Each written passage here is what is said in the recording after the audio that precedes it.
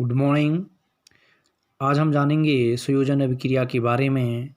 हमें इसको पढ़ना नहीं है, रटना नहीं है, केवल और केवल समझना है और आपको इस चीज़ को ध्यान से समझना है। तो संयोजन अभिक्रिया, जब दो या दो से अधिक पदार्थ परस्पर अभिक्रिया करके एकल पदार्थ का निर्माण करते हैं, इसको संयोजन अभिक्रिया कहते हैं।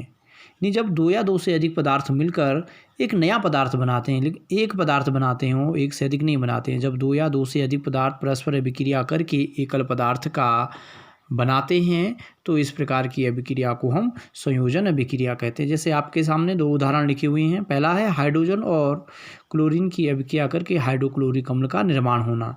तो H2 + Cl2 = HCl। तो इसमें दो हैं, एक हाइड्रोजन है और दूसरा क्लोरीन है। इन दोनों के संयोग से एक एकल उत्पाद हाइड्रोक्लोरिक अम्ल का क्या हो रहा है, उत्पादन हो रहा है। इसी तरह दूसरे उदाहरण को देख सकते हैं।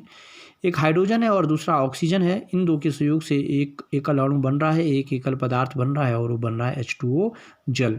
तो इस प्रकार की अभिक्रियाओं को हम संयोजन अभिक्रिया कहते हैं, जिसमें दो या दो से अधिक पदार्थ परस्पर मिलकर एक एकल पदार्थ का निर्माण करते हैं, उसको हम संयोजन अभिक्रिया कहते हैं।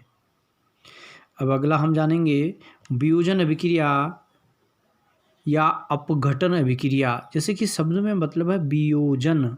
वियोजन का मतलब है अलग अलग होना। अपघटन का मतलब भी होता है टूटना। तो यानी अब जिस अभिक्रिया के बारे में हम पढ़ रहे हैं वो वियोजन अभिक्रिया या अपघटन अभिक्रिया है। इसका मतलब है टूटना। तो इसको इस प्रकार से लिखते हैं कि वह अभिक्रिया जिसमें एक यौगिक अपने अवयवी तत्वों या अणुओं में टूट जाता है, वियोजन या अपघटन अभिक्रिया कहते हैं। यानी वियोजन और अपघटन अभिक्रिया, इसे दो नामों से जाना जाता है, चाहे वियोजन अभिक्रिया कहें या अपघटन अभिक्रिया कहें। तो इस अभिक्रिया में होता है क्या, एक एकल यौगिक यानी एक एकल पदार्थ, एक यौगिक अपने अवयवी यौगिकों में टूट जाता है या संगठक यौगिकों में टूट जाता है या उसके अणुओं में टूट जाता है। जैसे हमारे पास कैल्शियम कार्बोनेट है CaCO3। जैसे हम इसको गर्म करते हैं, ऊष्मा देते हैं, ये संगठक अणुओं में टूट जाता है, यौगिकों में टूट जाता है CaO + CO2। ये कैल्शियम ऑक्साइड और कार्बन डाइऑक्साइड में टूट जाता है। तो इस प्रकार की अभिक्रियाओं को हम कहते हैं वियोजन या अपघटन अभिक्रिया। अब बात करते हैं वियोजन अभिक्रियाओं के प्रकार की।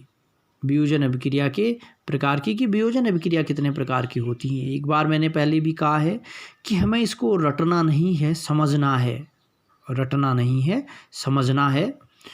तो अब वियोजन अभिक्रिया के प्रकार के बारे में जानेंगे। तो वियोजन अभिक्रियाएं, वियोजन होने के लिए, उनको टूटने के लिए हमें ऊष्मा देनी पड़ती है, गर्म करना पड़ता है, बाहर से ऊष्माओं की आवश्यकता होती है। तो इस आधार पर, ऊष्मा देने के आधार पे जो वियोजन अभिक्रिया है वो तीन प्रकार की होती है।